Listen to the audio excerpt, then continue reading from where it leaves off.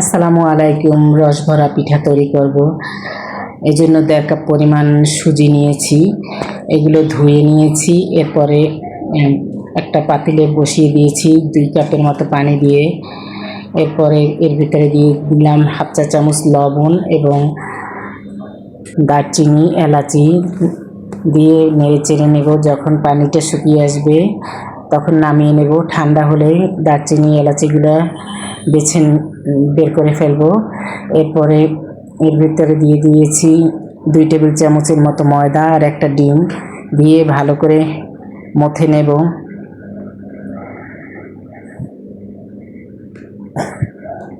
দেখেন ভালো করে ফেটতেছি। ভিডিওটা ভালো লাগলে লাইক, কমেন্ট, শেয়ার করবেন।